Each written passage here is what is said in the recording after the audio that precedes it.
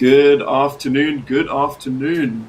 My name is Liam Burrow, and for the first time in quite a while, um, we are live at the Waterhole. What an enormous pleasure it is to be starting the show today here at Stony Point, Betty's Bay, with something perhaps not all too often seen. These are little rock hyraxes. Very, very, very cool. Hear that ocean absolutely raging behind us. This part of South and Southern Africa's coastal region is famed for some pretty violent seas, a very chilly ocean, lots of wind. But this little hyrax seems to have found itself a nice little spot out of the wind, and it's not alone.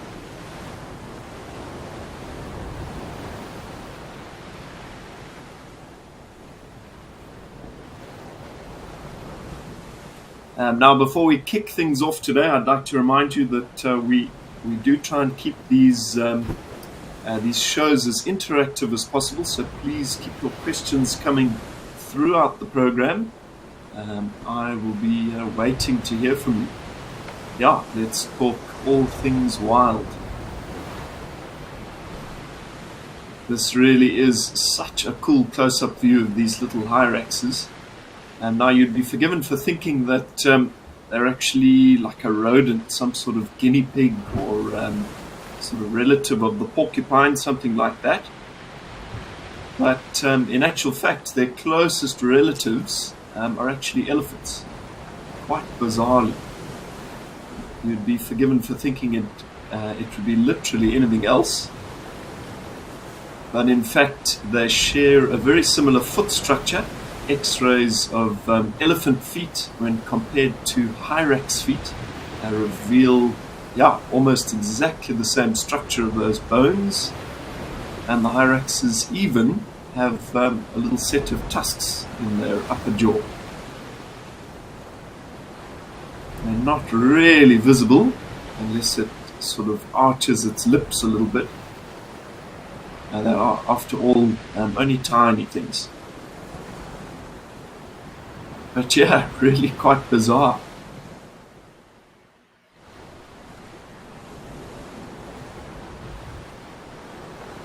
And not something we see an awful lot of across much of the kind of Sabi Sand, Greater Kruger area. And they do occur out there in certain spots. I have seen them on pridelands. But yeah. Caitlin Boss says, "Hello Liam, this creature looks like a quokka. It's so cute." Caitlin, absolutely, they do look a bit quokka adjacent. I speak under correction. I think quokkas are marsupials. They're definitely from a part of Australia. They are the little sort of furry animals that are famous for I think presenting themselves for selfies on Rotten Nest Island. Yeah, they've got these sort of very cute little smiley expressions.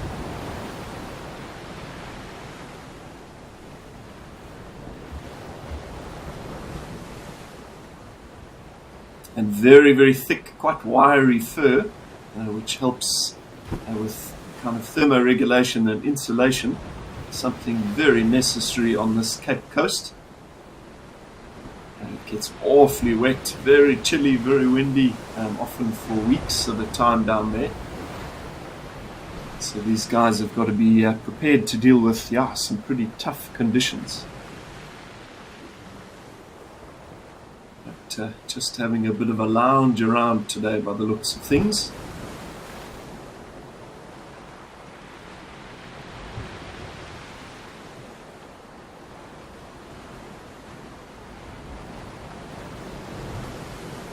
My late grandmother actually hand-raised a little hyrax. I'm not sure under what circumstances exactly, but a unique fact of hyrax behavior is that they always visit the bathroom in the same place. So she managed to train this little hyrax to sort of do its business in a little bowl, and then she would go to the bathroom in the house, tip it into the toilet, and flush it all away. But I think this Hyrax started to associate the bathroom, the actual bathroom in the house, with the scent of its own doings, and it kind of cut out the middleman. It eventually learned how to sort of do what it needed to do in the toilet. But unfortunately, one day she was away, and that little Hyrax fell into the loo itself and died. Not ideal. They are such funny looking things.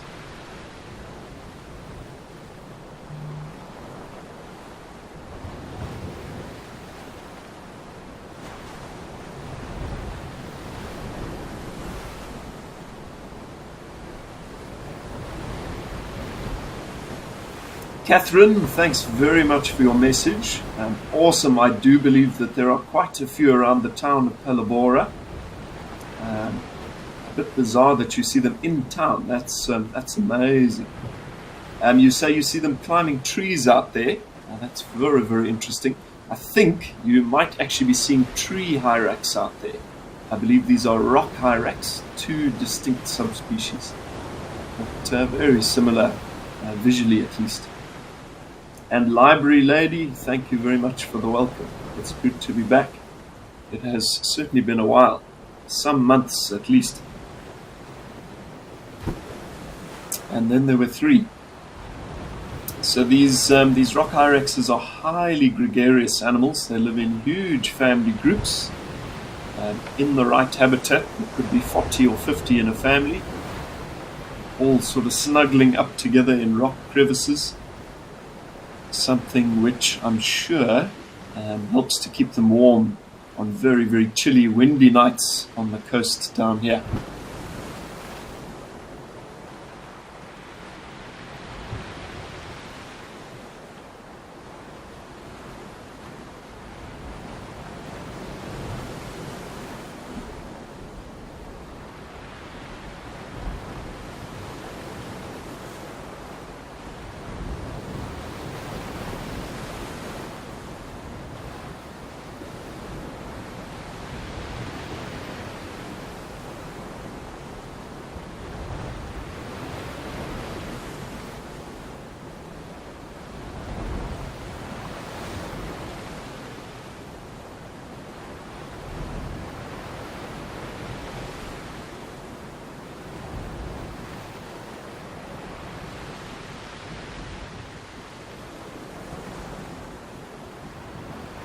Lots of itching and scratching. I'm sure these guys have got fleas.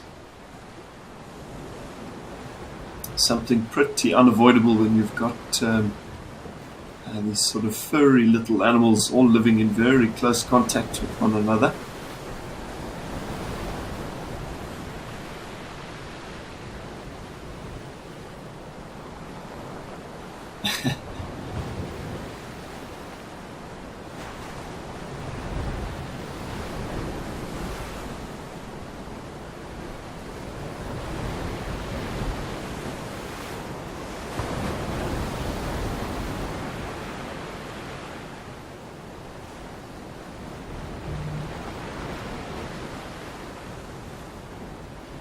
Alrighty, well I think at this point we will probably leave our little Hyraxes all snuggled up here on the coast.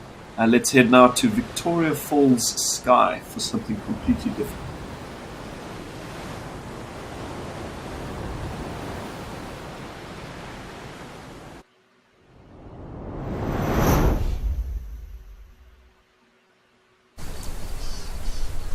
Wowza. So that is one very large collection of vultures there. A bit tough to see exactly what they're feeding on. It looks like predominantly white-backed. White-backed, a couple of hooded vultures kind of on the periphery there. Also a very large marabou stork, another bird that feeds exclusively on carrion or rotting meat. This is actually the first time I've had a look at this sky camera here at Victoria Falls. but I'm no stranger to the area. I was actually born in Zimbabwe, where we are at the moment.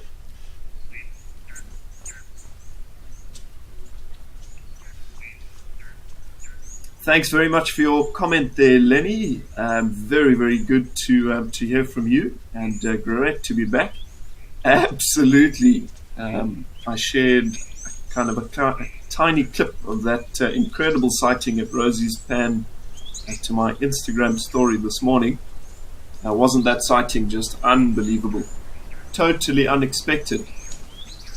And essentially, that is all part of the deal here at Live at the Waterhole. You just never know what you're going to get. But once again, the beauty of having so many different feeds in so many different locations is that we always have something to look at. And variety, after all, is the spice of life.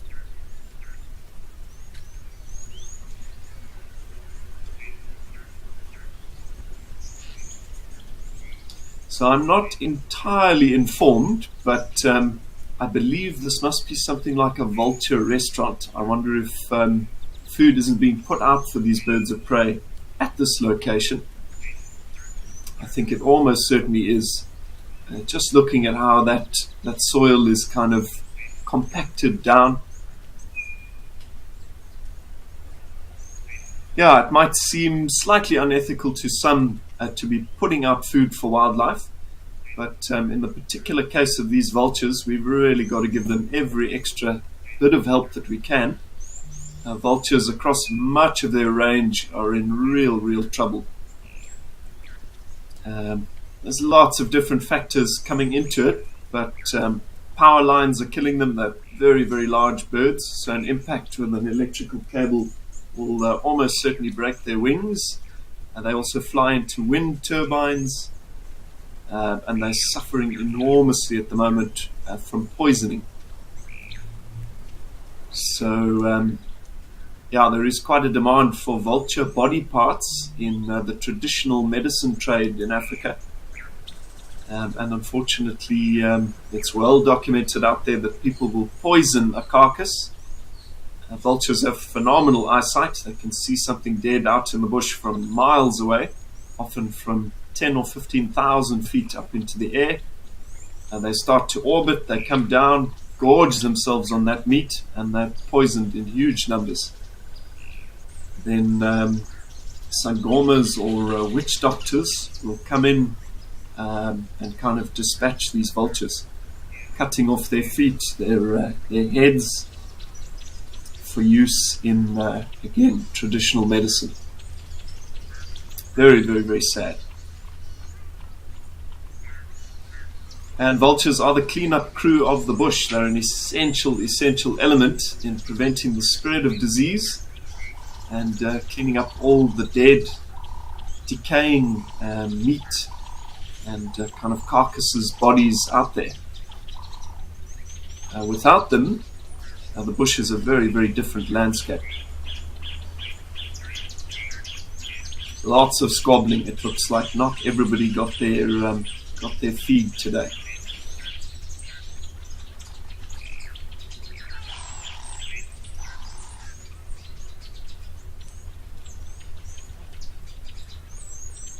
They really are massive birds. It's a bit difficult to give you a good idea of the scale there, but that one just taking off, that's a white-backed vulture. And it's got a wingspan of something like 1.8 meters, almost sort of the height of a door. Yeah, and they can weigh something like 7 or 8 kilos, so huge birds, the size of a sort of a domestic turkey.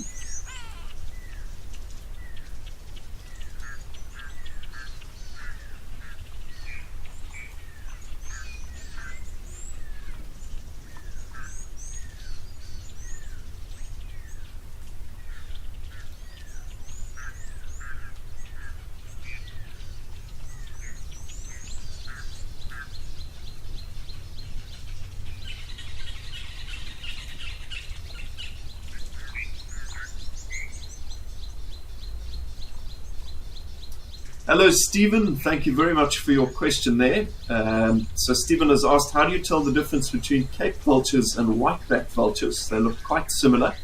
Stephen, you're exactly right. They are extremely similar.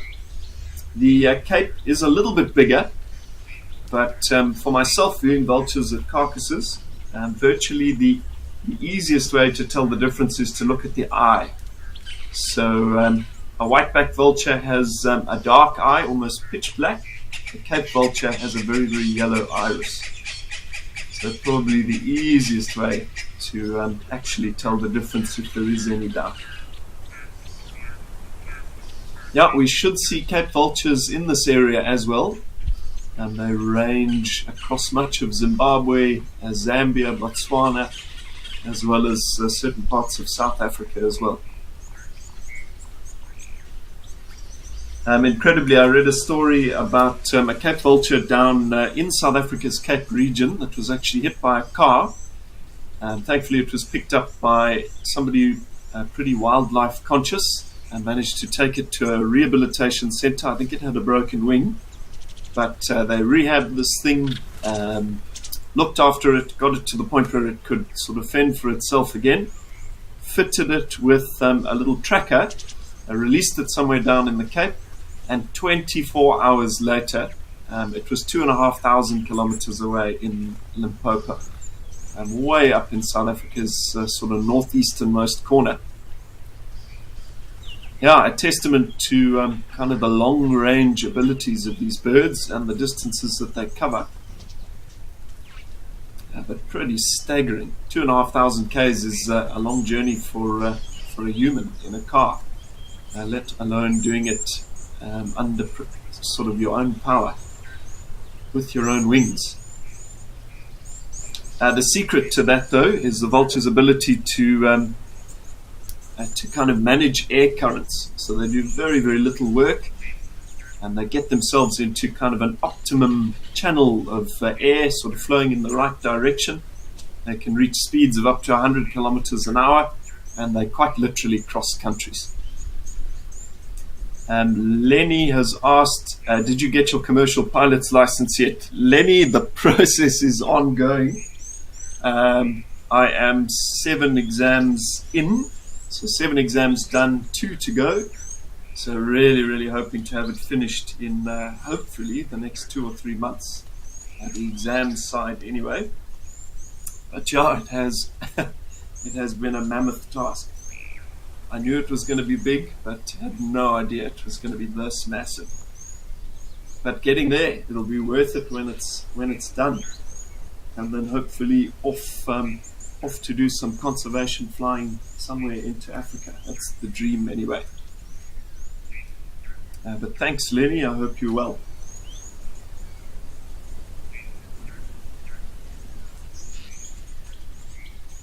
You can see quite a few of these vultures starting to kind of relax now. They've found little spots in the shade. And yeah, just doing a bit of digesting. Hey, Martin, thanks very much for the message. Nice to have you live as well. Yeah, I hope all is well at Bamanangu. These vultures are quite amazing. They will absolutely gorge themselves on meat, often well over 1 kilo of meat at a time. Keeping in mind the entire vulture's body only weighs about 7 kilos. But they feed to the point where they're actually literally too heavy to take off. So in some cases, they're pretty vulnerable. They've actually got to sit on the ground for a number of hours and do some digestion to lighten the load before they can actually get off the ground. Pretty amazing. Yeah, there is absolutely nothing left there on the ground. Whatever they started with is down to just a couple of bigger bones.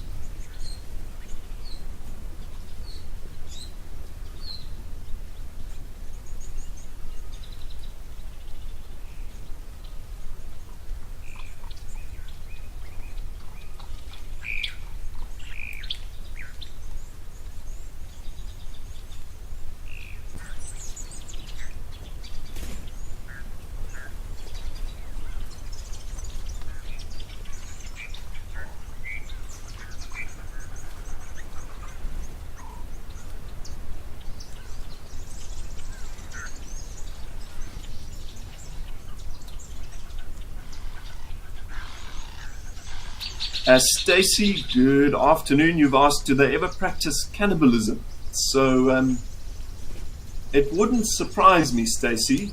Certainly they will feed on pretty much anything that is dead and is available. But personally, myself, I've never seen a vulture feeding on the body of another vulture. And generally, sure, that's very cool. I wonder if somebody hasn't chucked out a bit more meat or something.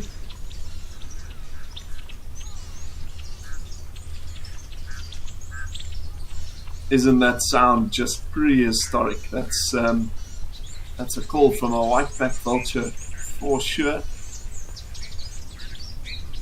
Things can get very, very heated in these sort of flocks when there is meat available. Lots of biting and scratching, and their bills are pretty formidable. I had an unfortunate encounter with a whiteback vulture in the western sector of the Sabi Sand. Out on a game drive with a set of guests, we came across, quite tragically, a dead whiteback vulture, a dead hooded vulture, a dead tawny eagle, all kind of in the very, very same location. Pretty clear that it had been an instance of poisoning.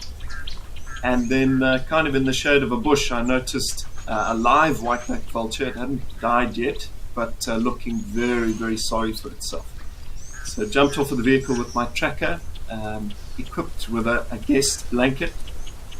I'm expecting this vulture to struggle, sort of put this blanket over its back in an attempt to move it into a better spot where we could have a look at it, try and figure out what to do next. Picked this thing up, it just hung its head. It was so sad looking, so my heart broke, and quite foolishly I used my other hand to kind of stroke the side of its neck. I don't know what I was thinking, and this vulture latched onto my index finger on my right hand. Keeping in mind they've evolved bills to cut through the leather of things like dead giraffe and through dried flesh and sinew and all sorts of things. Very, very powerful beaks. And he bit my finger down to the bone and then proceeded to regurgitate, to vomit whatever he had in his stomach all over me. So lesson learned. But anyway, put this vulture down, radioed it in, and our conservation team managed to come out, collect this vulture. It was taken to the very well-known Waterhole Rehabilitation Center, quite nearby, and they managed to rehabilitate this thing and actually save it. So a nice, happy ending to what could have been a very, very sad story.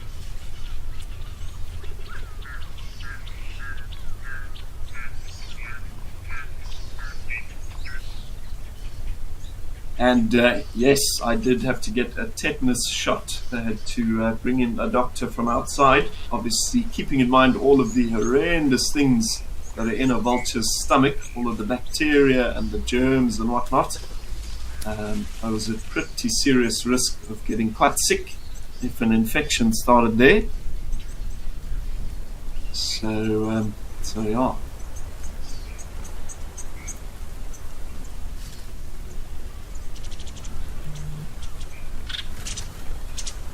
Alrighty, well, in the interest of keeping things moving, I think let's head to Tembe on South Africa's east coast.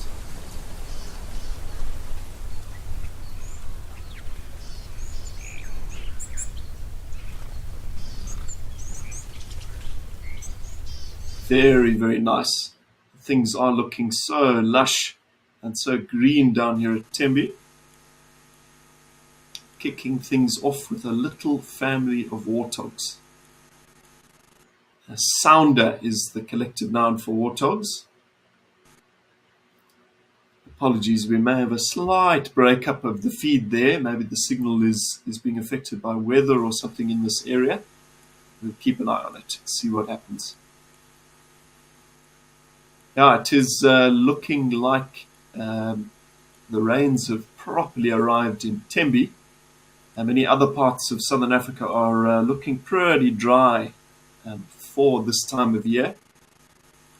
Only a couple of days ago I checked out a satellite image comparison for the month of March this year compared with March of the previous year, and it really looks like night and day across southern Africa. It was way wetter last year.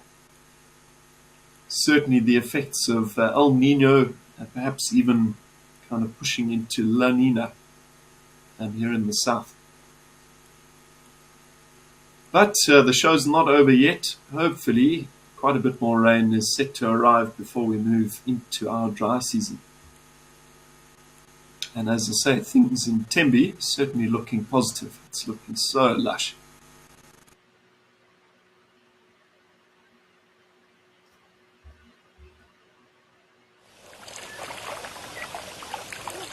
Alrighty, apologies for that. I think the signal may have just been a little bit too weak down at Tembe. We were seeing quite a bit of breakup.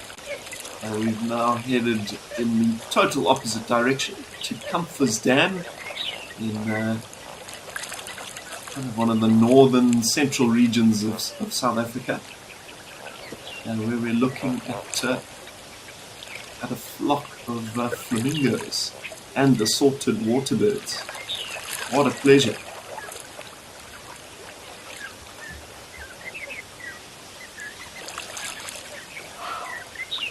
Now, quite amazingly, this Comfers Dam is actually an artificial wetland system that was set up, I suppose, as a bit of the kind of environmental responsibility of a local mining company.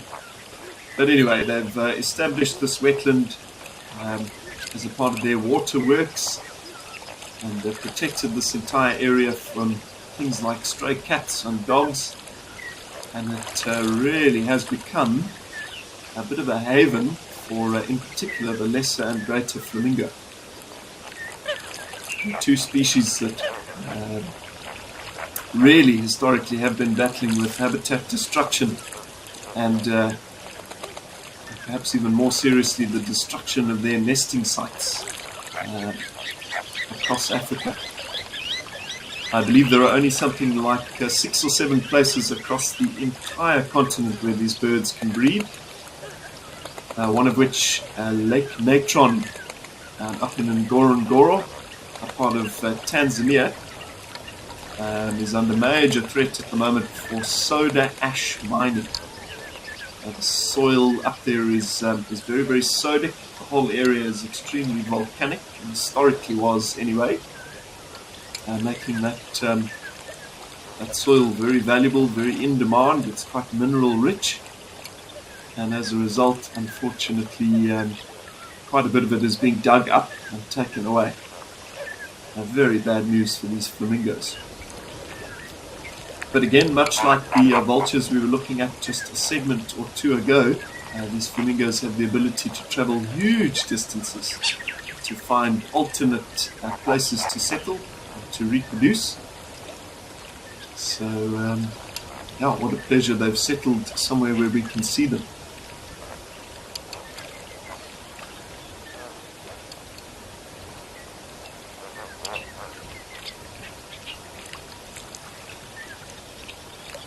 And now, once again, the secret behind the concentration of these flamingos here at Comfers Dam is algae, bizarrely enough.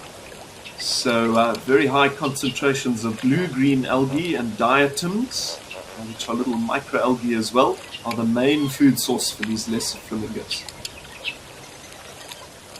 It is all they can eat.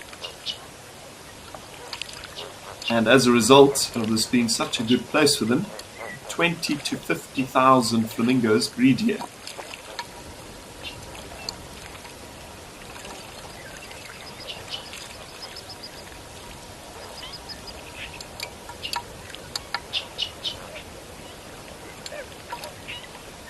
Historically, I believe 2007 was the first year that these flamingos actually bred here after this sort of wetland was established, and they produced 9,000 flamingo chicks that first year. Without argument, a massive conservation success.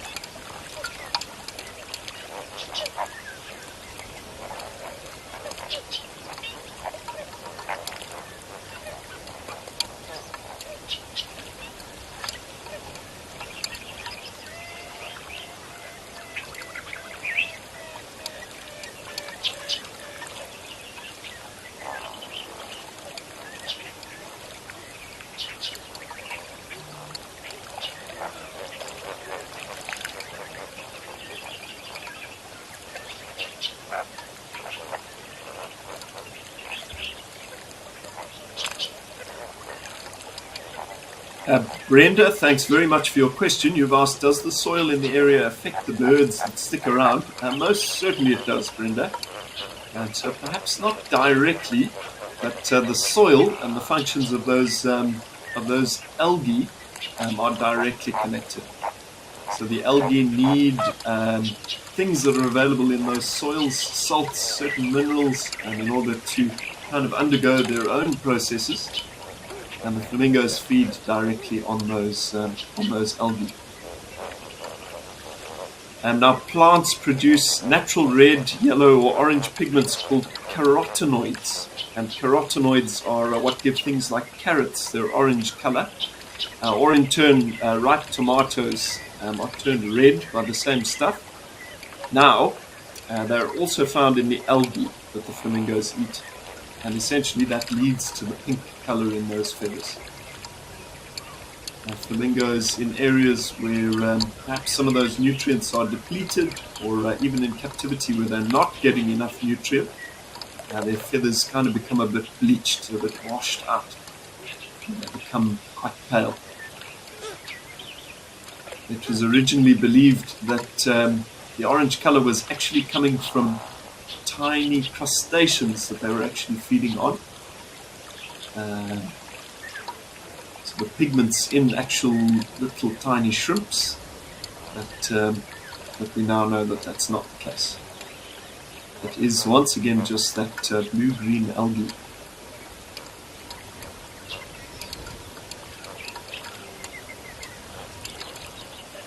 I think in the back there, that slightly orangey looking bird that we can see might actually be a South African shelduck, which is quite a nice thing, not something I've seen on this live at the Waterhole show.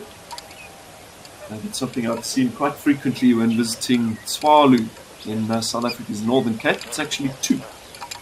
A breeding pair. I believe the female has the grey face and the male with the slightly whiter face. I may have that backwards. But they are one of the only duck species that actually breeds underground. They specialize in the use of abandoned aardvark burrows as places to nest. And I speak under correction once more, but I think James Henry was perhaps one of the first people to witness and certainly to capture live the action of a set of shelduck ducklings actually emerging for the first time from one of those aardvark burrows, and I think that happened at Tswalu, if memory serves. So yeah, some WildEarth viewers might remember that. Very, very cool. Nice to see a bit of variety. And you can see that greater flamingo kind of in the bottom left there, stirring up the mud, stirring up algae and sort of all of the things it's feeding on. And then with its head entirely submerged in the water, it's actually filtering. So filtering all of the useful stuff up out of that muddy water and taking it in.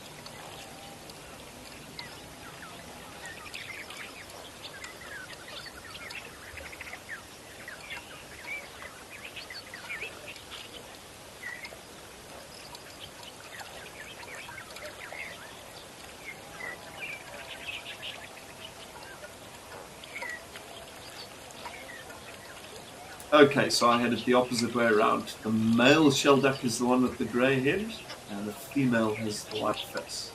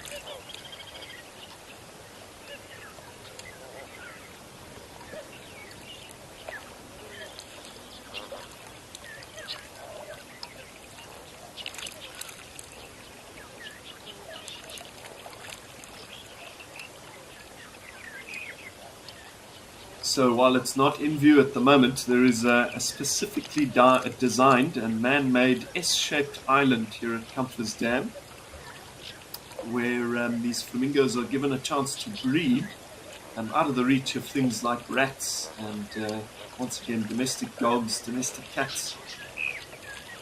They do, of course, after all, breed on the ground. They kind of scoop up these turrets of mud. They make these little earthen platforms on which they lay an egg, or 2 eggs, and that's where they raise those chicks.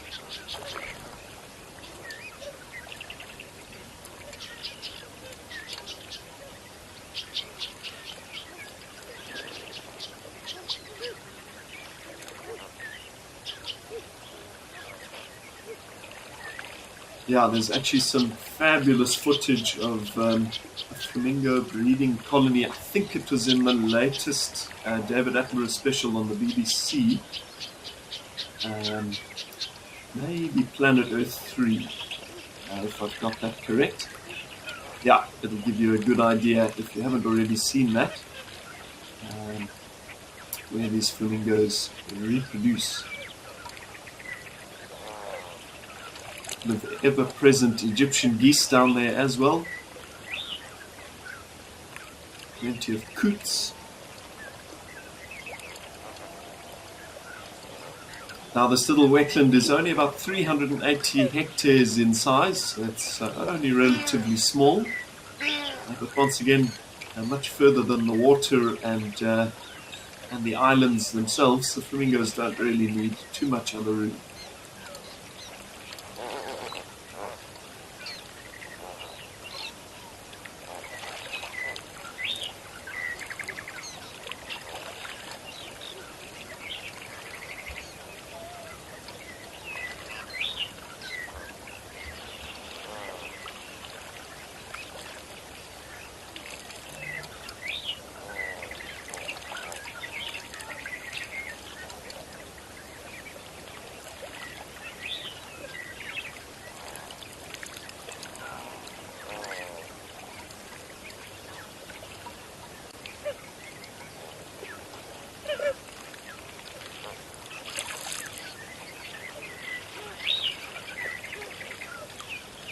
Alrighty, I think time now to check in with whatever is happening around the Waterhole at town.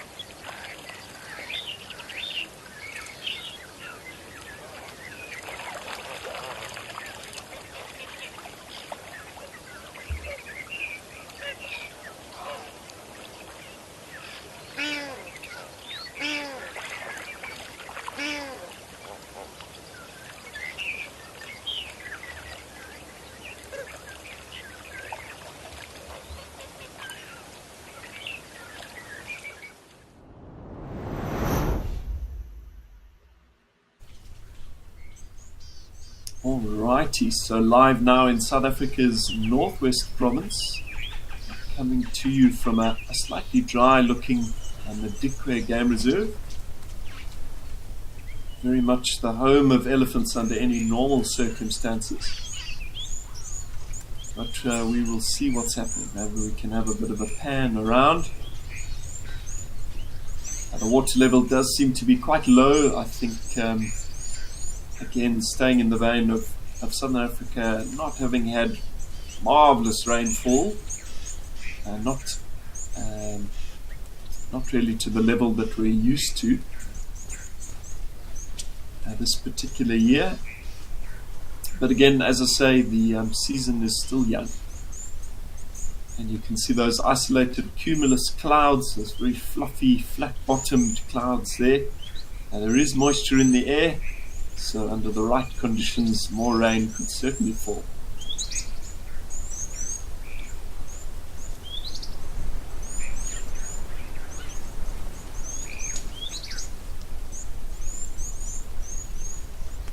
Water, after all, in Africa is life. So in the absence of water, life starts to battle. Speak of the devil, there's an elephant. Ooh. Again, apologies for the slightly jumpy feed there.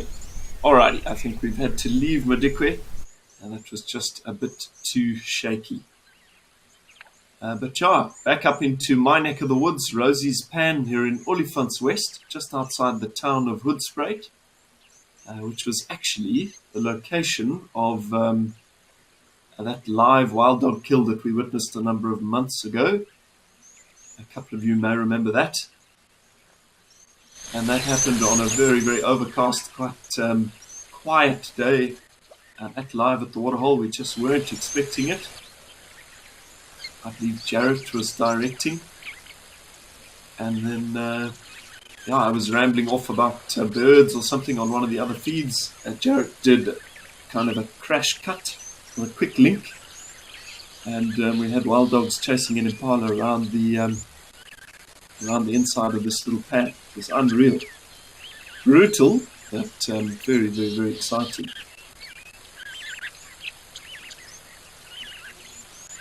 Doesn't look like a whole lot going on here at Rosie's. A couple of starlings coming down to drink by the looks of things. Starlings and waxbills. Those are the smaller birds there. Yep, blue waxbill, a couple of firefinches.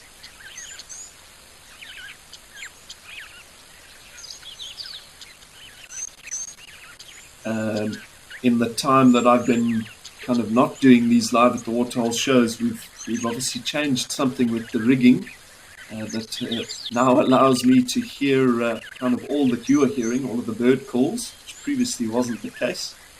It really is such a marvelous change. Sound is such an essential element of kind of absorbing what you're actually looking at in nature.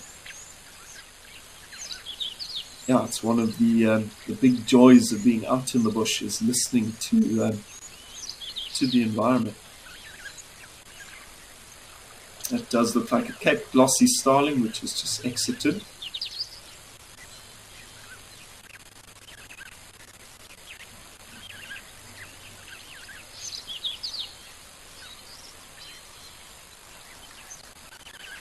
This section of kind of the furthest western part of the Baluli Game Reserve is particularly dry.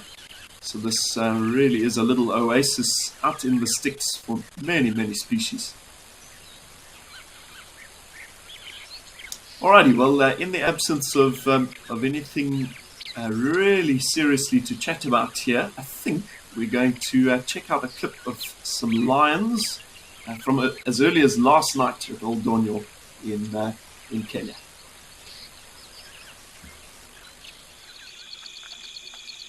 Sure, how fantastic is that? Two big black-maned male lions enjoying a bit of water. As I say, this was only last night up at Old Donyo in northern Kenya. And one of my absolute favorite places to check in at live at the Waterhole. What a highlight. Whoa. Oh, check it out. How's that for a surprise? So once again, if there is any doubt as to who the boss is out in the bush, the lion might be the king of the jungle in the movies, but in reality, the elephant is the boss. A very nice big boy there. Well, thank you very much for that clip, Old Donyo. Superb.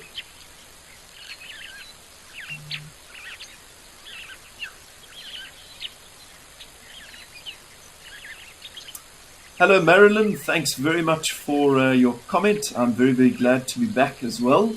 And not too many interesting sightings or travels at all while I've been away. In the last couple of months, I've had my nose buried in my commercial pilot's license studies, which have progressed nicely. I will admit to suffering from a very, very, very serious dose of cabin fever, though.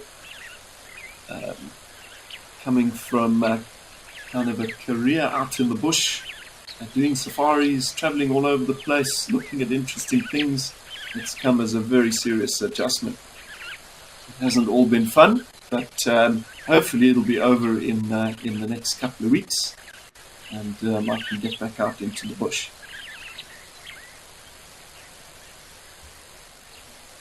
Yeah, for myself, and I think for probably many of you at home, having kind of access to nature and nature to some degree in your life every day,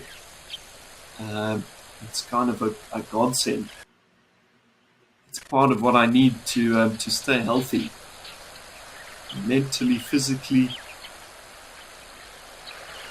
Yeah, and I think it is something of a testament to this show as well. It's a very valuable connection between man and nature for many people who simply don't have the ability, living in cities, living in sort of all corners of the globe, to actually access nature every day. So yeah, long live Wild Earth.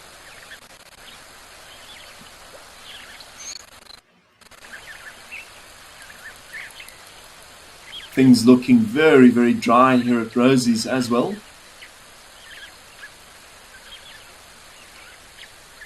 It looks like a dove of some sort, perhaps a laughing dove coming down, shooting off there.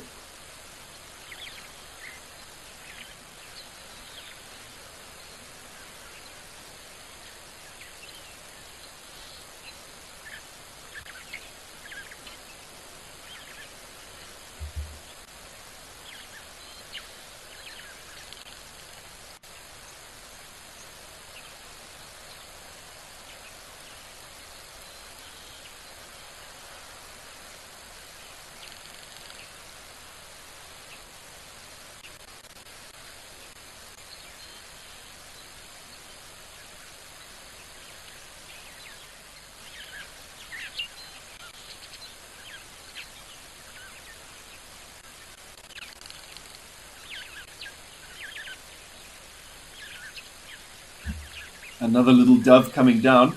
So these doves live in this very arid kind of wooded savanna landscape, but they're highly reliant on access to water. That was actually an emerald spotted wood dove. So a very nice tiny dove species that lives out here. But they've got to be quite careful coming down to the water. Some of their greatest predators lurk around these areas, things like birds of prey, in particular goshawks, falcons like the lanner and the peregrine, and even unseen dangers below the surface. Our serrated hinged terrapin, which lives in waterholes and rivers across much of the Lowveld, is an omnivore. And given any opportunity, it will happily grab something like a dove by the foot, drag it into the water, and consume it much like a crocodile does. So yeah, the doves are quite flighty, quite skittish.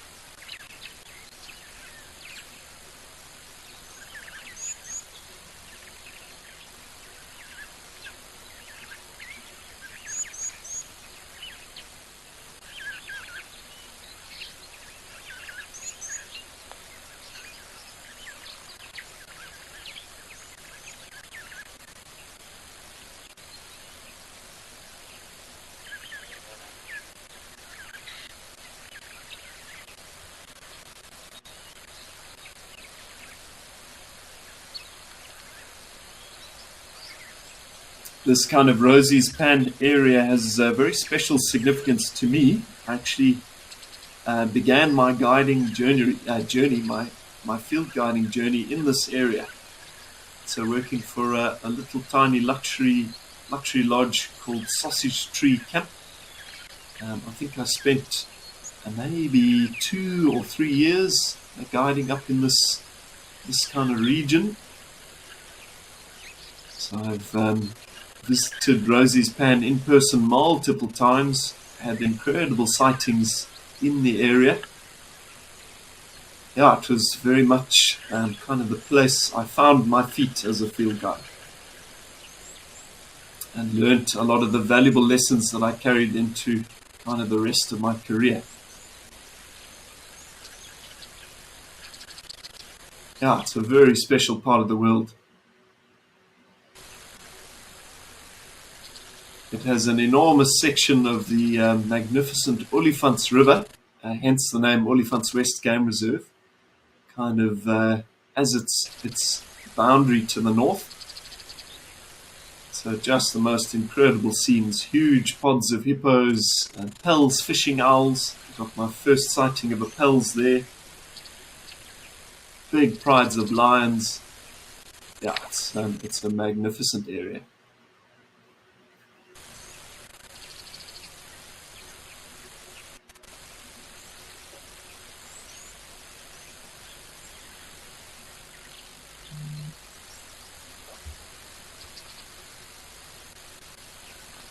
Alrighty, I think we're going to give Tembe another bash, so let's head over to South Africa's east coast and see if the feed is perhaps a little more stable there.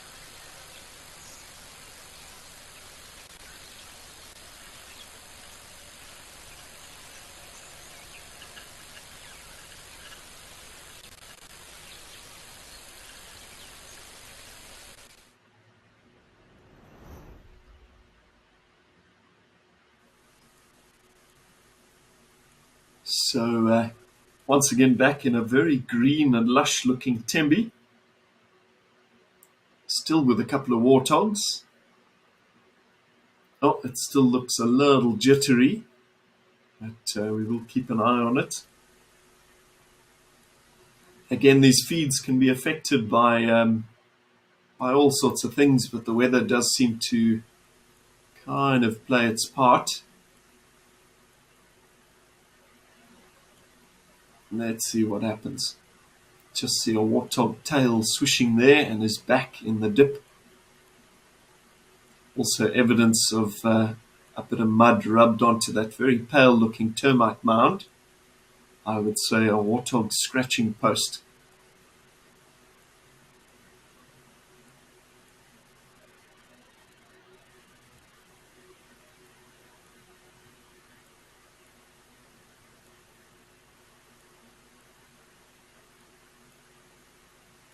Yeah, Tembe is pretty special. You may have seen kind of just as we were coming live there. Its exact location is kind of in a little horn behind Swaziland, directly underneath Mozambique. It actually forms a corridor, which historically would have been a massive elephant migration route from further north, from regions such as Mozambique down south into the southernmost parts of Africa.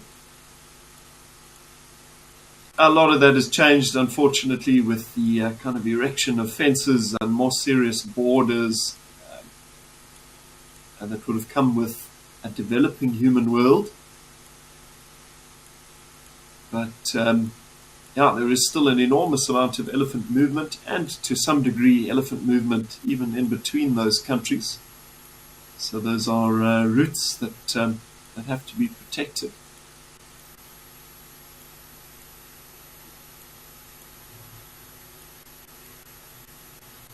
Sure, that green floating stuff is not great.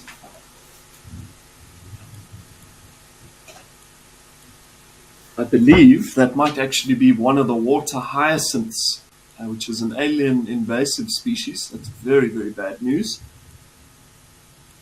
Yeah, as you can see, that stuff forms an absolute carpet, a solid blanket across the entire surface of the water, and chokes out pretty much all of the life beneath the surface. And it comes from South America, and it is yeah, almost impossible to get rid of. South Africa is having enormous issues with it in parts of the Vaal Dam at the moment. Yeah, I don't think this is water hyacinth itself, but it does look to be one of the water cabbages. I wonder if Tembe is doing anything to sort that out. It is very, very difficult, as I say, to get rid of. I believe there are now sprays that target this species specifically that can be dropped from a helicopter or kind of sprayed from a crop spraying type airplane. So maybe they can get that done in the future. It certainly is pretty bad. Brenda, you've asked, as a guide, if I've ever been in a situation where I've had to use a rifle. Thankfully, in my entire 12 years working as kind of a full-time safari guide, leading walks sort of every day or every other day, and there was only one situation where I honestly came very close to actually using my rifle. Unfortunately, it was my first month as a guide on a walk at a little private reserve outside the town of Hoedspruit. Our group was stalked by a pair of hand-raised lions, one of which unfortunately jumped onto one of the ladies that I was actually guiding, bit her on the top of the head, and took her down onto the ground. Really, really frightening stuff. And for myself, as sort of a very early 20s field guide, completely new to the industry, no real experience at all, absolutely terrifying. The situation was so bad, I actually realized I couldn't shoot this lion to get it off of this lady, because at such close proximity with an enormously high caliber rifle, there's a 416 Rigby, with sort of rounds of ammunition as big as your index finger, that if I had shot at that distance, a bullet could quite easily have traveled through that lion and into the guest. So I proceeded to smack this lion as hard as I could with the butt of the rifle and managed to get it off. And thankfully this woman survived, with some injury though. Yeah, as I say, pretty harsh, but I guess fairly essential lesson to learn. Respect for the wildlife, and avoid captive animals and any interactions with captive animals at all costs. If you want to view wildlife, it should be out in the bush, in nature. But yeah, nobody died, and I left with an interesting story to tell.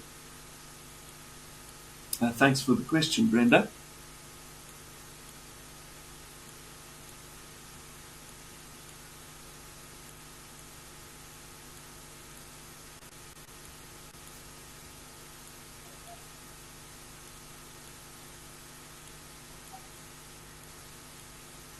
Some wonderful examples of elephant diggings around this waterhole. You can see kind of these sort of crater-type depressions on this green grassy area.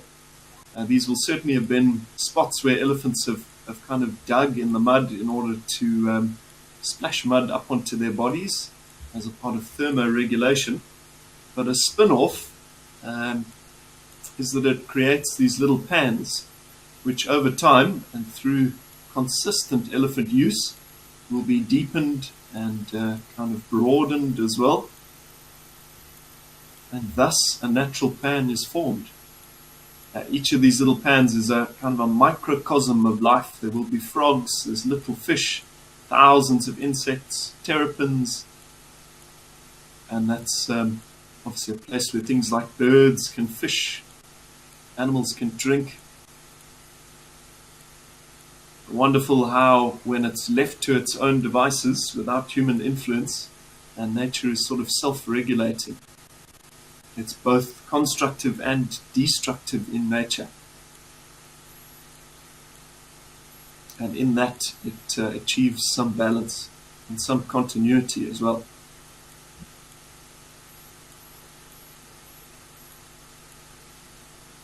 Yeah, these little pans all over the place here. And when things do start to dry out in the next couple of months, as we kind of transition into the dry season, this will be a real spot attracting lots of life from miles around.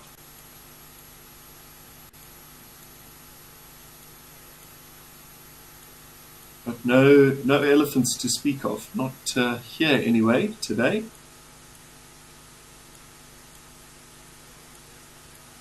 Tembe is famous as a very, very special genetic population of elephants, hosting some really enormous tuskers that rival even parts of East Africa and parts of Kruger. in terms of bulls with just some immense, immense tusks.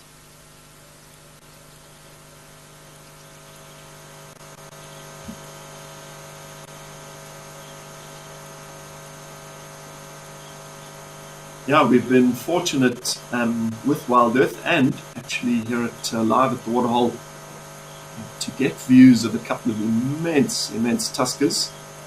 And we have seen 1 ton at Oldonyo in northern Kenya before, and I've spent quite a bit of time at Pridelands with Ezelwini, another southern African tusker. Yeah, they are a sight to behold.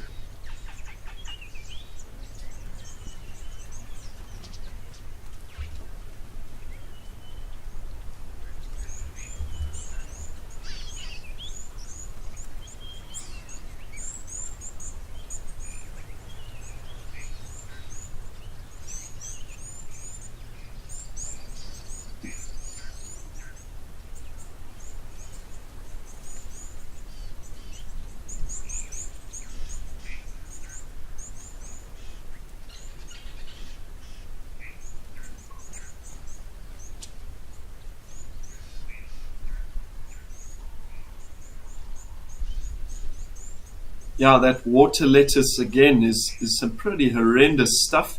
It's also very, very easily spread. The seeds, much like the plant itself, float on the water surface.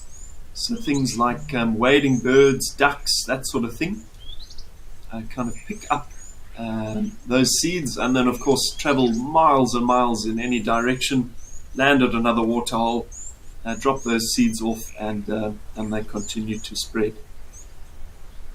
Now, the use of things like boats and jet skis by humans as well have to be very, very strictly monitored in South Africa's waterways, because we spread things like that water cabbage and water hyacinth all over the place as well. Taxi Lady has asked, how would fish get into an isolated pan? And that's a very, very interesting question, Taxi Lady. Thanks for asking it. Similarly, interestingly, to that water cabbage, actually, our best guess is that fish eggs are probably, in certain circumstances, attached to a wading bird's legs. And then as that bird flies to another pan, lands in the water, drops the eggs off, and the fish hatch there. In some cases, for a specific fish species like the killifish, which occurs in some parts of Mozambique and I believe northern Botswana and Zimbabwe as well, killifish eggs will actually be trapped in the skin of things like wallowing elephants, buffalo and rhinos, and then transported from wallow to wallow by those big heavy bodied animals. Quite uniquely, the killifish has the ability, or its egg has the ability, to remain in kind of a state of suspended animation for perhaps years at a time. They can kind of dry out, almost desiccate, and then with the arrival of a bit of rain, the egg hatches, and it has one of the fastest life cycles of any vertebrate. And it can go from an egg to a fully developed breeding adult in as little as 6 or 8 weeks. Yeah, if you don't know what I'm talking about, a killifish is certainly worth a Google, so have a look. Beautiful, colorful things. Probably in the same family as betta fish, something like the Siamese fighter. Yeah, capable of eking out an existence in something as small as an elephant footprint full of water in the mud. Isn't nature marvelous? There's magic wherever you look.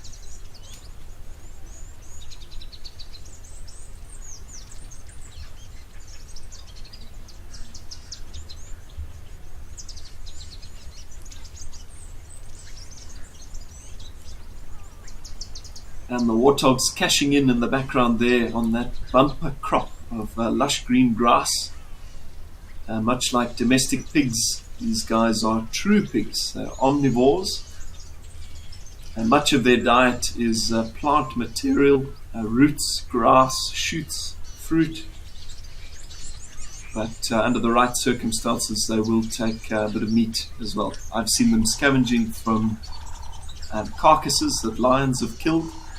So they'll chew on carrion, they'll eat bones, and they'll probably take birds' eggs or little baby birds on the ground. Yeah, very opportunistic.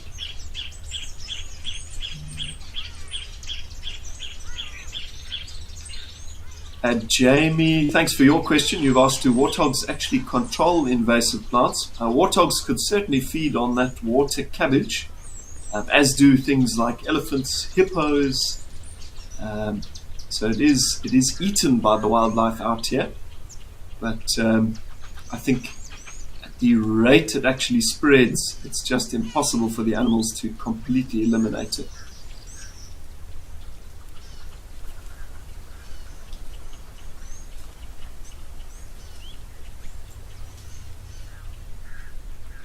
I thought that might be an elephant, but I think it's just a very dark tree trunk there in amongst the warthogs, further to the left.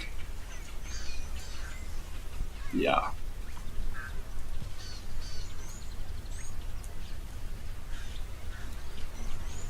Yeah, a little family by the looks of it, possibly a sow and some almost full-grown piglets. They are quite gregarious warthogs. They often prefer to live in a group, and they will all share the space in a burrow at night. They sleep underground, often in abandoned or commandeered warthog burrow, or rather aardvark burrows, which they reverse into, I reckon, so that they can sort of face danger should a hyena or a leopard or something pitch up at the entrance. And if they are disturbed, they can shoot out with such violence that they could quite easily break a person's legs if you were stood in the wrong place. So certainly on walks, we do avoid the entrances to warthog burrows, and get yourself very badly hurt should you be stood in the wrong spot.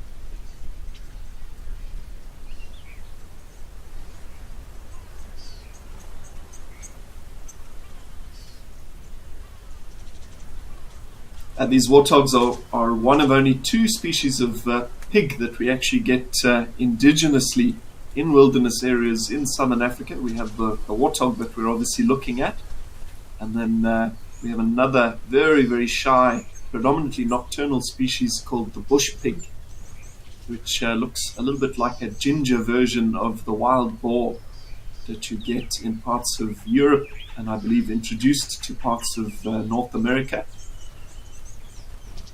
And just as formidable in terms of temperature, or rather temperament, and its nature. They can be very, very aggressive, particularly if they're wounded by a hunter.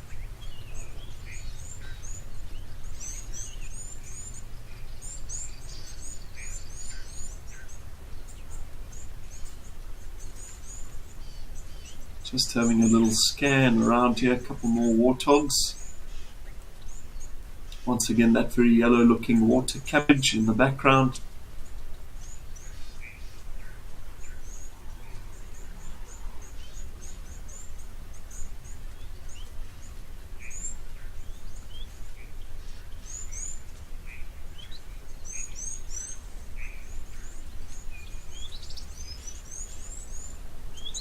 You can hear the calls of things like blue waxbills in the background. A real oasis. A couple of Egyptian geese there on the water's edge as well. And certainly lots of fish swirls in this water. I would think probably from something like a tilapia. Lots of evidence of elephant wallows. You can see this sort of splashing of mud across this bare ground all over here. An elephant has definitely stood on this spot, stirred up the ground with its foot, and splashed that lovely sort of chocolate-coloured mud all over its body.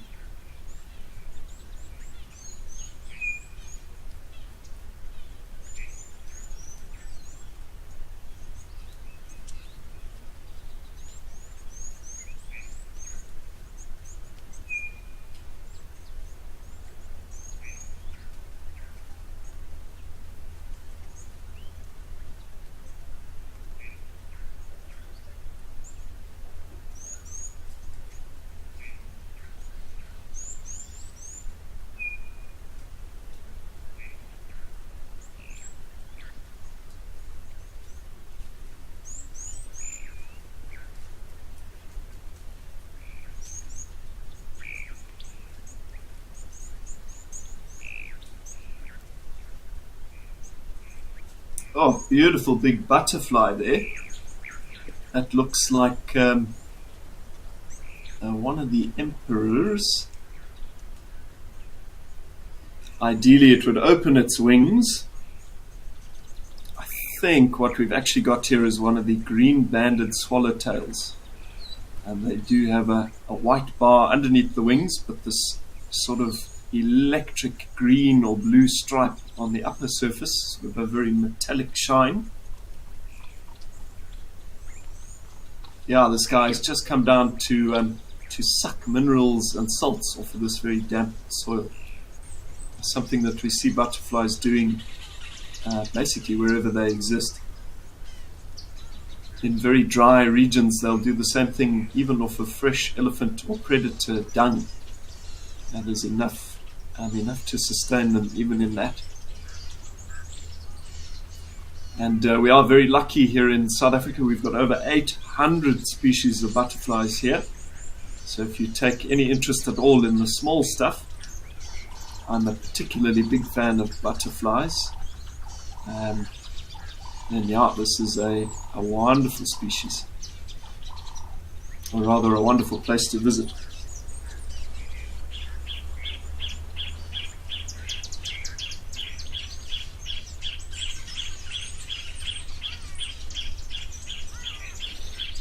This butterfly is a very close cousin of the citrus swallowtail, which if you've got a lemon tree in your garden in a place like South Africa, you will almost definitely have the caterpillars on there.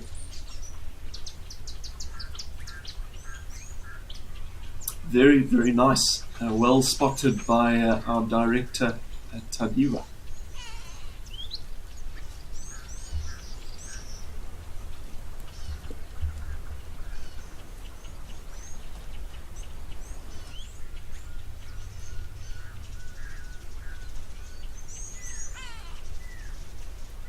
Definitely some movement in there. Oh no, it's just the wind.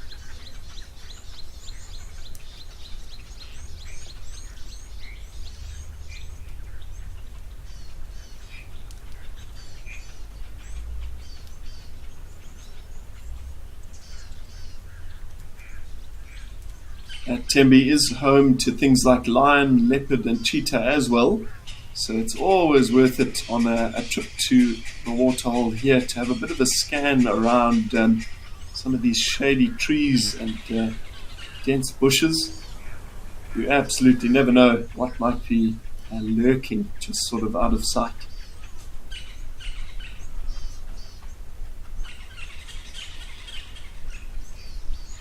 You can also hear the calls of red-billed buffalo weavers in the background.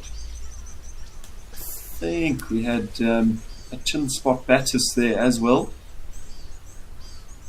There is life all around.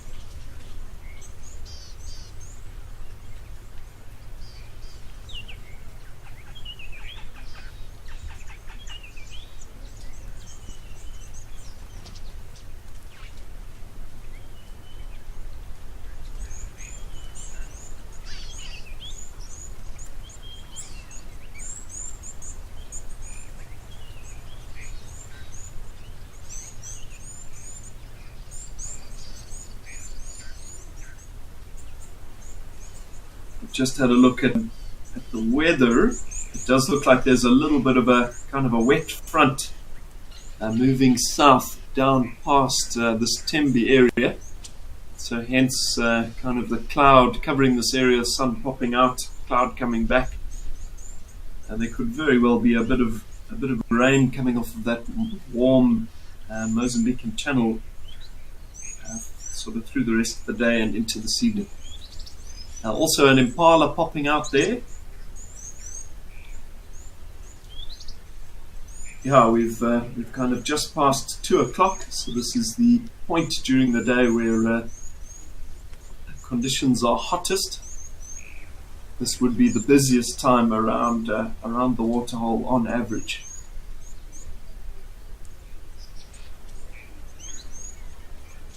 Yeah, a couple of impala moving across there.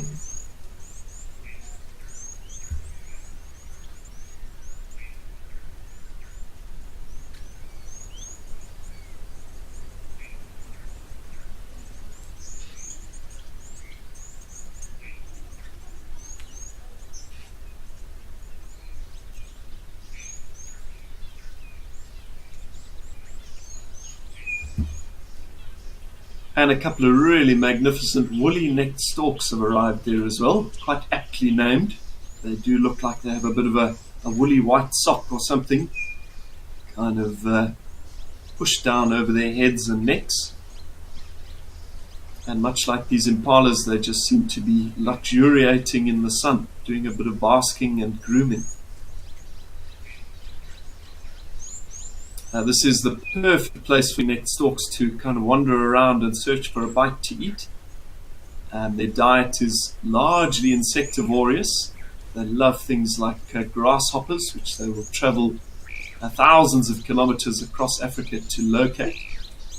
But they'll also be taking things like frogs, perhaps a little snake, tadpoles, and even fish trapped in puddles. Lovely to see them.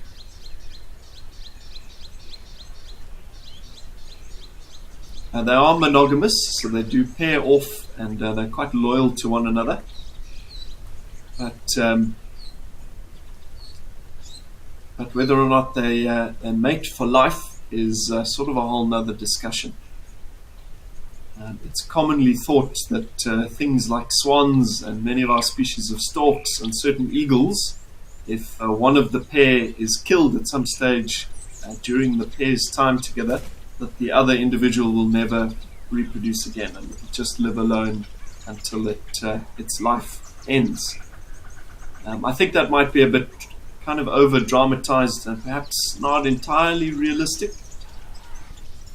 I think it's vastly more probable that given the opportunity, that bird would probably pair off.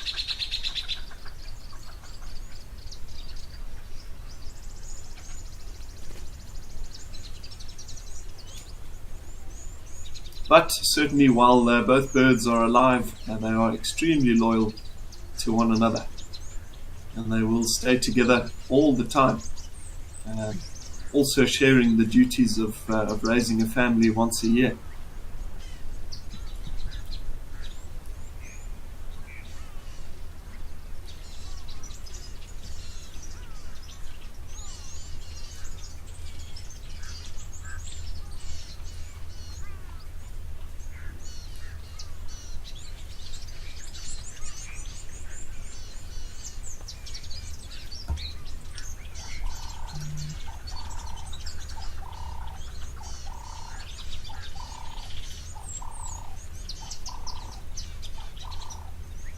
a very, very tranquil scene.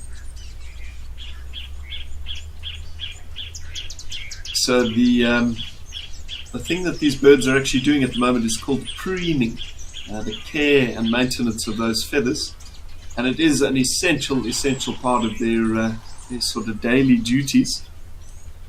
They've got a little gland right at the end of their spine, sort of at the top of the base of their tail. It looks like a little pimple if you were to see it right up close. And the function of this gland is to produce a special oil which acts as a conditioner for these feathers. So the bird sort of tickles that gland with the tip of its bill. A tiny, tiny amount of the oil is sort of secreted onto the bill, and then it combs it through those feathers, keeping them in good shape, ensuring that they stick together, and perhaps most critically, that they remain waterproof. Or water repellent, anyway.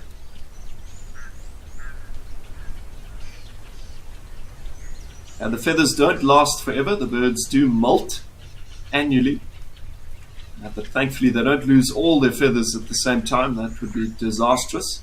And they kind of lose them in stages. And that ensures that the bird still has the ability to keep itself warm and, perhaps most seriously, has the ability to fly. There will be a turnover of that entire set of feathers once a year.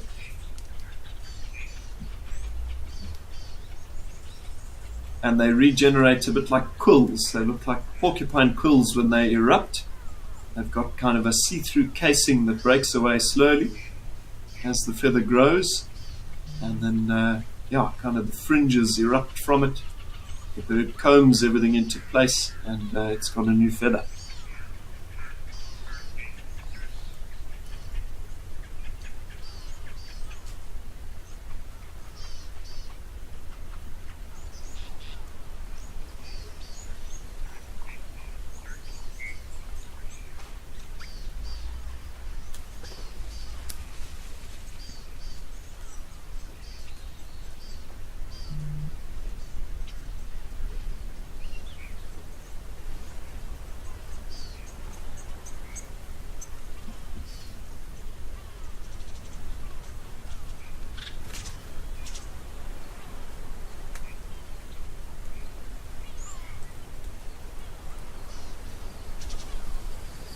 It's pretty fascinating that our now modern understanding of migratory patterns of birds actually came from the stork.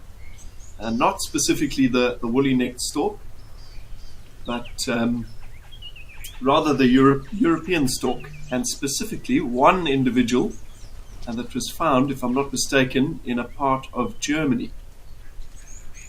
So that individual woolly-necked, or rather European stork, was seen at a time when it was believed that birds disappearing from Europe as Europe moved into winter were probably going into the sea.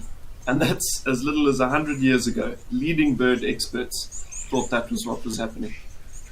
But this woolly-necked stork pitched up in Europe with an African arrow through its breast. It had flown nearly 5,000 kilometers like that, and it led to the understanding that birds fly very, very far.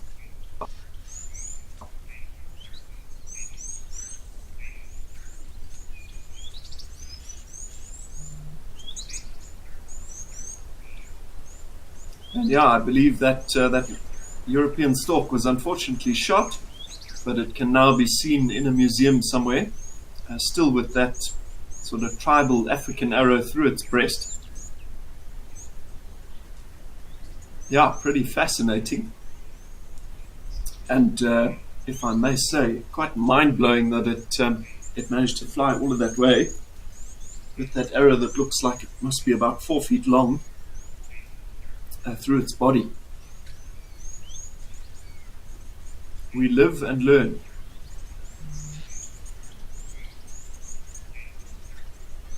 Lady Macbeth, definitely. This does seem to be a pretty reliable spot when it comes to birding. and certainly very regular sightings of these magnificent woolies here.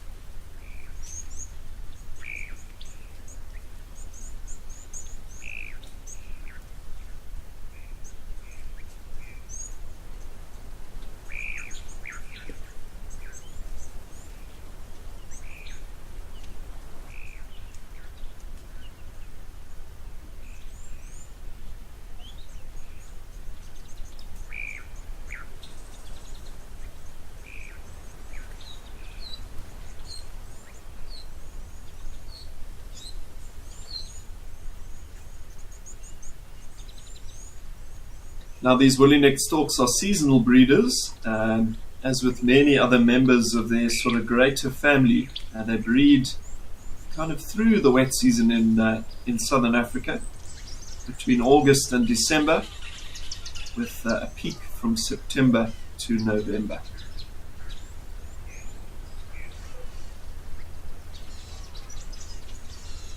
Zane, you've asked a very good question. Do any birds follow elephants in the same way that oxpeckers do antelope? Oh, check that woolly-necked stork out. Trying to sun the underside of his wings there in that very, very, very funny looking pose. Back to your question, Zane. So not quite in the same sense that that oxpeckers will hang on things like a rhino or a giraffe. But ellies are certainly followed by birds that feed on the insects that are kind of scared up in their wake as they move through long grass. So in some parts of Africa you will get cattle egrets actually sitting on the backs of ellies, but far more common to simply see them running in the grass ahead of or behind an elephant feeding. And yeah, even things like carmine bee-eaters, the beautiful, very red-colored bee-eater, and relying on that elephant's big, heavy footsteps to sweep up tasty morsels out of long grass. A nice little symbiosis. And I guess to some degree that bird perhaps keeps an eye out for danger.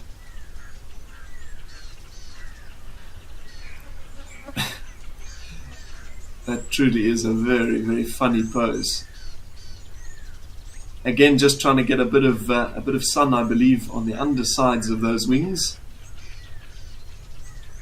Obviously, exposure to ultraviolet rays helps with the synthesis of vitamin D3, which is pretty critical in the formation of bones, the health of skin. All sorts of things. Yeah, certainly very good for humans as well to get out into the sun for at least a couple of minutes every day. Not excessively, but I believe something like 15 minutes every day. Very, very good for you. Good for your immunity too.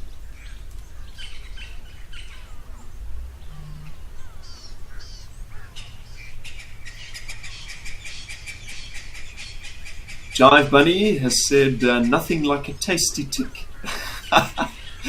Jive Bunny, I don't know so much for you or me, but certainly for something like an oxpecker, tick is a very tasty thing.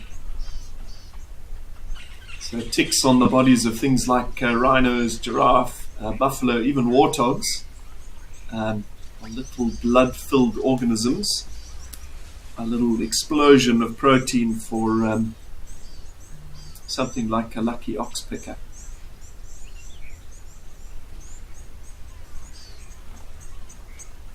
Kaylin has said that woolly-necked stork was posing like a Zara model. Yeah, certainly something quite interesting interesting to look at, not something we see every day. You see it with things like the vultures as well, particularly on a very chilly morning. It's a wonderful way to defrost. They do also have patches of naked skin under the wings, possibly some of their only bare skin across their entire body. So nice to have that come into contact with direct sun. Probably the most efficient way of getting that sun exposure. Found something tasty there, possibly a nice grasshopper or a frog.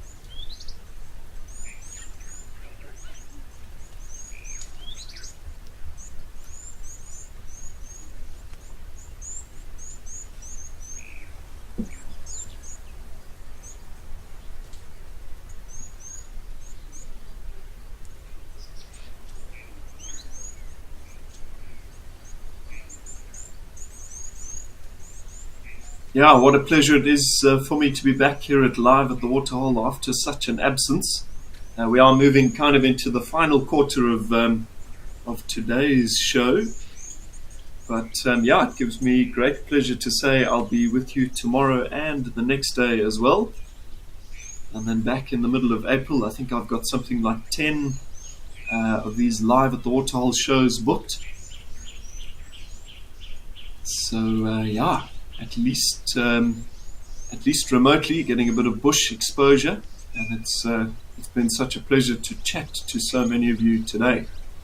Thanks very much for all of the questions.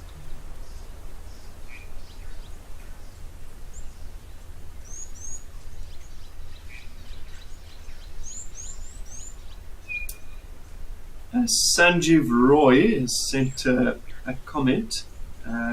Yesterday I learnt a very sad story of a female Namibian desert elephant who lost 3 consecutive babies of her own. First was born too weak and died. Second survived till it accidentally fell from a hill. That's very, very sad, Sanjeev. Especially when we think about how intense the bond between mother and calf is with an elephant. And they are such emotional animals. We know that the females in particular grieve very, very intensely. So that is quite a sad thing to hear. The beauty, though, is that female elephants are absolute baby-making machines. They breed throughout their lives. So while the loss of a calf or even multiple calves is extremely tragic and very, very tough for that cow to deal with, she will almost certainly have the chance to breed again. And they do make such good mums.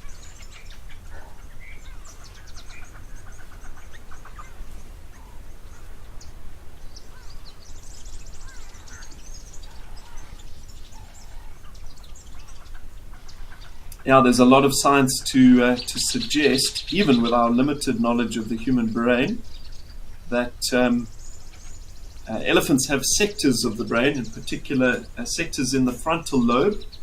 The frontal lobe, of course, being responsible for emotional capacity that humans don't even have. So it's not too much of a stretch of the imagination to say that they feel things like grief even more intensely than we do. So yeah, very sad indeed. Itzy, thank you very much for the welcome and the luck. I'm certainly going to need it for my last 2 or so exams, but the end is in sight. And I'm looking forward to doing a bit of work with WildEarth in the coming months, hopefully a bit more of this live at the Waterhole, and with some luck, maybe even a stint or 2 at Juma. now that WildEarth is not going to Pridelands anymore.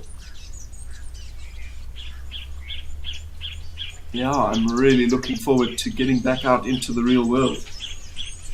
My studies have been for a purpose, so I've been able to motivate on that condition. But yeah, I really have missed bush time.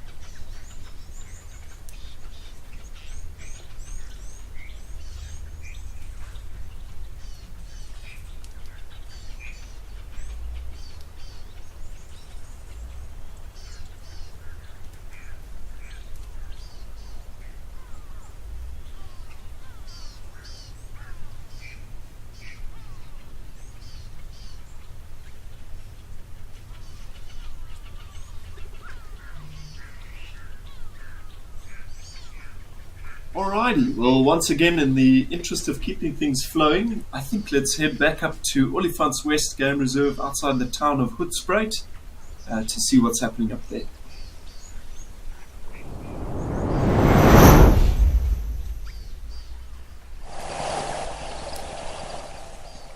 Magnificent. Okay.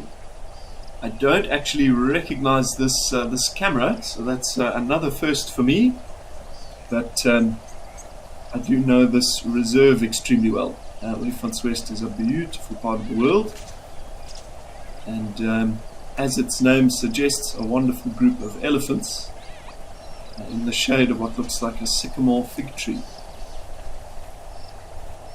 And they do look like bulls. I think this is a bachelor group with at least 3 there. I wonder if there's not some water in that dip.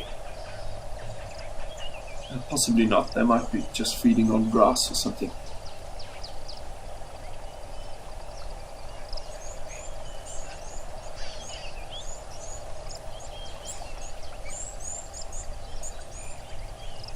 Oh, and then there were 4. Quite small bulls on the right there. There's 2 smaller individuals, so you'd be forgiven for thinking that these are calves and that this is a breeding herd. But both of these bulls are teenagers. They're sort of past the beginning of puberty, and at this stage, by the looks of it, living in a bachelor group setting, which is all quite normal. So they're born into very tightly structured natal groups, headed up by a very dominant matriarch. But essentially, when those young bulls get to the age of puberty, very similarly to people, around the age of about 13, perhaps a little bit earlier, perhaps a little bit later, and their testosterone starts to spike, with it kind of encouraging reproductive interest in female family members. The adult cows take that opportunity to start pushing those young bulls out. There are no permanent male family members in an elephant breeding herd. But being elephants, they're highly social, and they do need to live in a group setting. They need sort of physical contact and I guess, emotional interaction. I guess a bit like people do as well. So the bulls gravitate towards one another, and these bachelor groups are formed. Often all centered around one very large, experienced male, and he kind of mentors and governs them as they turn into young men. It's absolutely a culture.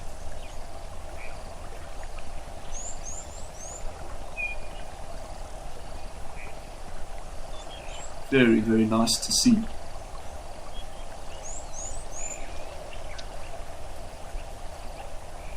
And yeah, I've said it so many times on this Live at the Waterhole show, but I'll say it again. It's so wonderful to view these ellies out in the wild, and we see them interacting like this. I've just explained sort of a tiny segment of their social lives and the importance of that social structure to their well-being. Now keep all of that in mind when you look at an elephant in captivity. In particular, an elephant that's kept alone. That really is a very, very sorry existence indeed. Much like us that do suffer from depression, they get very, very bored, and often that has horrible effects on them physically, mentally, emotionally. And they do not belong in captivity at all. If you want to see ellies, you should be seeing them in the wild.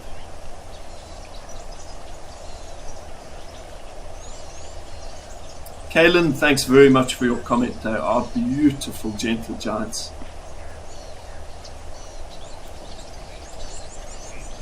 Yeah, I can spend literally the entire day quite happily sat with a group of elephants. And they give me an enormous sense of peace.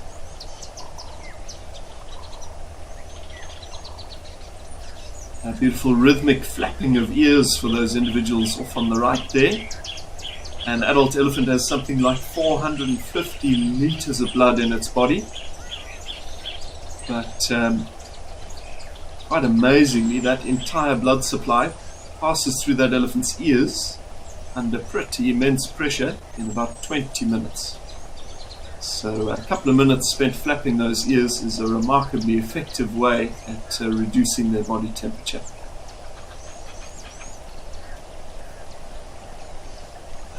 They do, after all, not have the ability to sweat. So another means of reducing that body temperature, in particular on a scorching afternoon such as this, is a critical element to their well-being as well.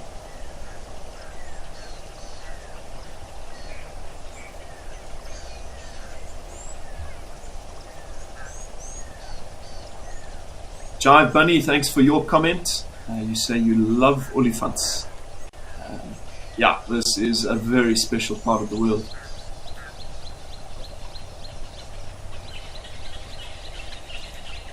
Yeah, I wasn't even aware WildEarth had access to another camera down here. I wonder if it's not attached to Enkoveni Camp, I think. It's down here on the water.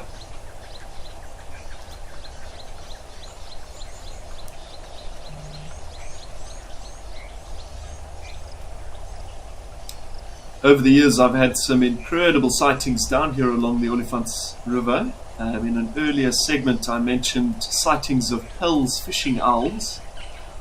Olifants West, quite amazingly, actually had a pair of Pell's fishing owls breeding in a sycamore fig tree down here along the river. Now, if you are a birder, that's one of the top coveted species, a bucket list species of bird to see. And we were blessed with very regular, almost daily sightings of Pells. One of the nicest sightings, a pair of adult birds actually teaching a young fledged chick or sub-adult to fish. Pretty mind-blowing. I think it was probably some behavior that's never been seen.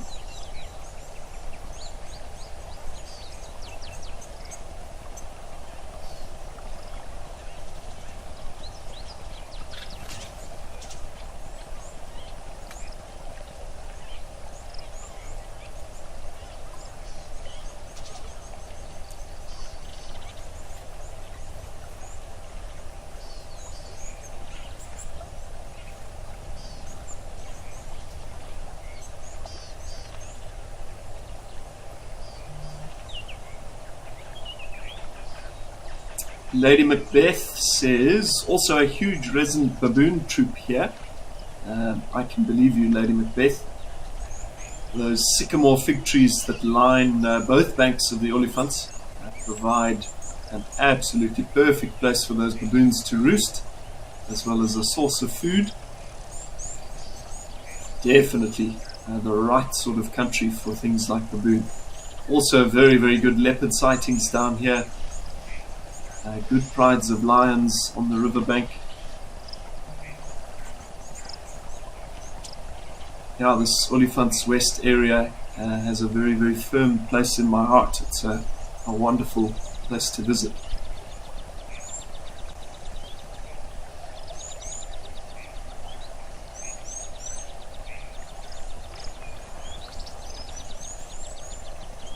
Lots of ellies.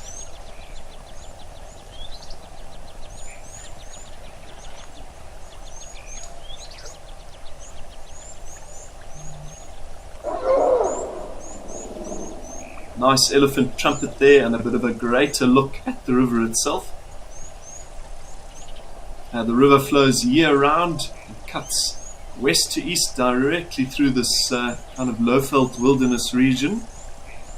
It cuts into the southern reaches of the Limpopo National Park in Mozambique, and drains into the Masingiro Dam through a spectacular gorge filled with crocodiles, where I was fortunate to be an anti-poaching pilot for much of last year. I think that might be a crocodile, maybe just a rock. Yeah, I think just a rock.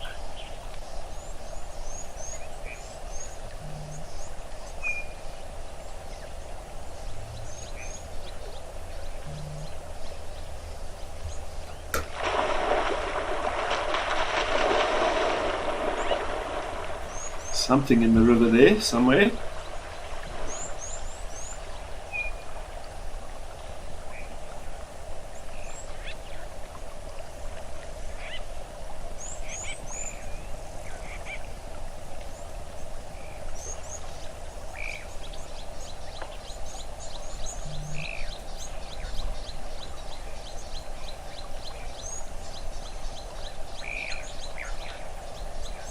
This area is home to an absolutely mammoth population of Nile crocodiles, certainly some of the biggest I've ever seen.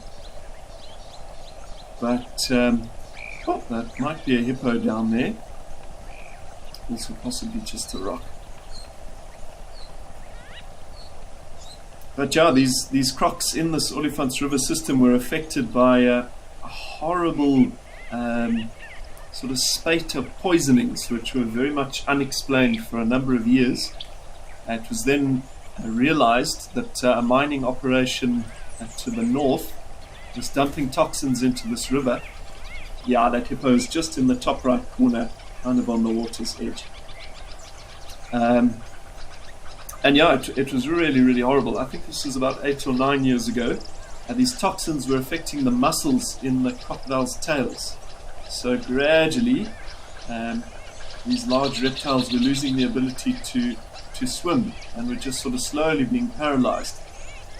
Thankfully, I think scientists managed to test a lot of the bodies, and eventually some sort of solution was put into place, because we're not seeing it anymore.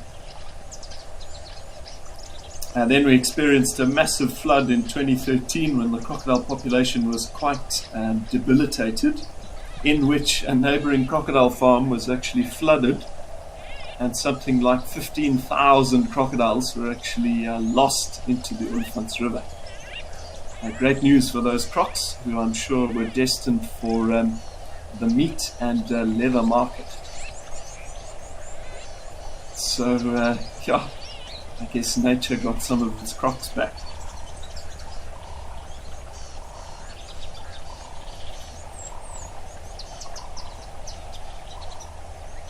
And certainly in my time flying anti-poaching in Limpopo National Park, we saw lots and lots of very well established crocs in the furthest end of that Olifants River, breeding quite happily each year. So they have made a comeback.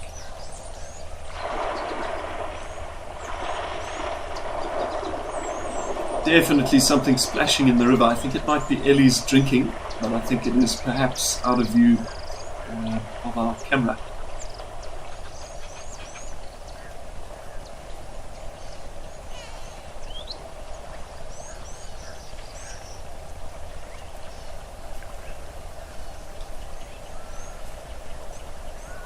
Yeah, maybe around one of these bends.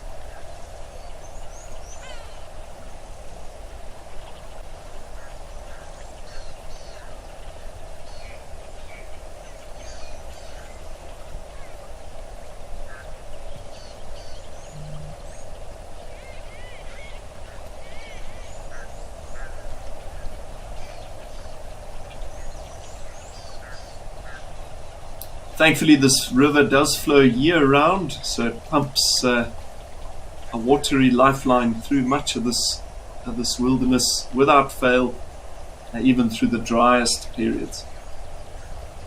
Now, once again, water is life, and certainly for the many lodges in these areas trying to sustain ecotourism businesses, water brings in wildlife. So yeah, a wonderful place to operate.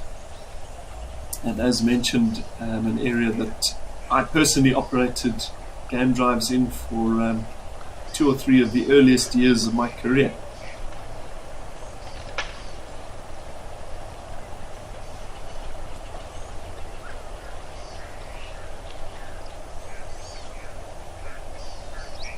Something swimming across the river there. It might be a smallish croc or a monitor lizard,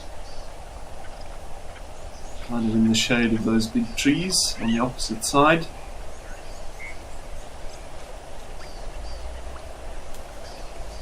And those big trees are the home of the Pell's fishing owl. I can actually see a couple of, I think, vultures taking off there. Also a favoured nesting spot of the white-backed and the hooded vultures. Those large trees offering thick enough branches to actually support the weight of those massive birds.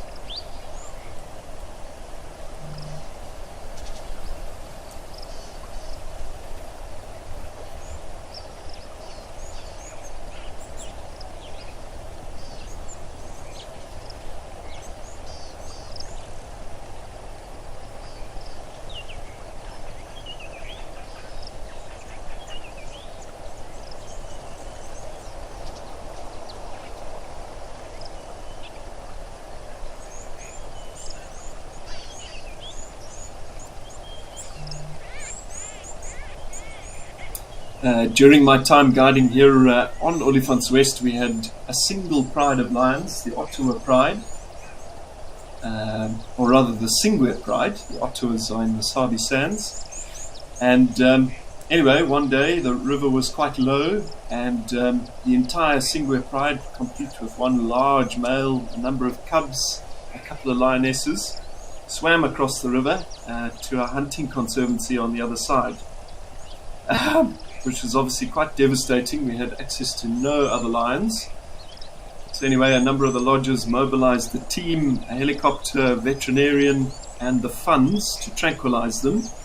Tranquilized these lions, brought them back to safety. Very, very happy. We all managed to get one sighting of them on an afternoon drive, after which these lions promptly swam straight back over the river again. So a testament to nature doing what nature wants to do. Thankfully, they were up for a number of weeks, but they ended up coming back on their own without having lost any members of that pride to the hunters on the other side. As I say, a couple of weeks later.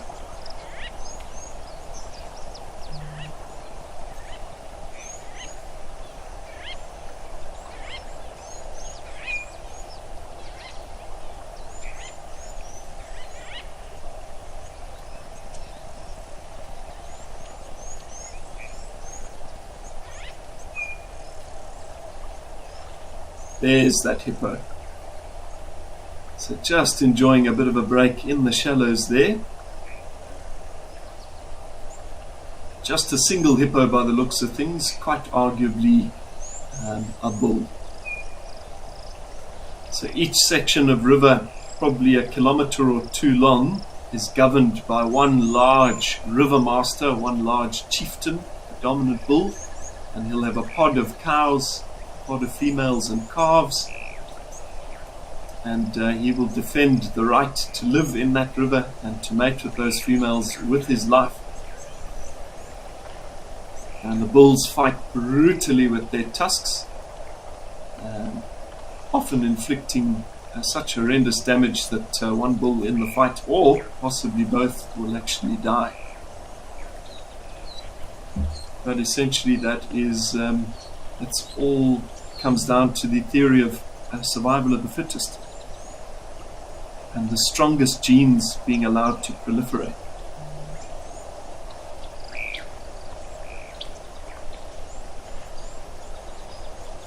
Hello, Darkman Lover. Nice to hear from you as well. Always nice to hear a familiar voice. Great to be back, and I certainly hope to be back in the driver's seat at WildEarth, as well as doing a bit more of this live at the Waterhole stuff as we go. So stay tuned. It has certainly been a very exciting day here at Live at the Waterhole, a nice variety. And I'm really looking forward to doing a couple more of these shows this week. So let's see what happens. But as ever, tune in same time tomorrow for more wildlife content through the middle of the day. It's certainly never a dull day. But yeah, unfortunately, I believe we've only got about 60 seconds left for this afternoon. Of course, the sunset safari will be going ahead as per normal. But from myself and directors Tadiwa for the first half and Tulu for the second, it's been an absolute pleasure to have you all on board with us. And we hope to see you for a bit more wildlife content tomorrow. But wherever you are out there, I hope you're having a wild afternoon. And thank you very much. And we'll chat to you soon.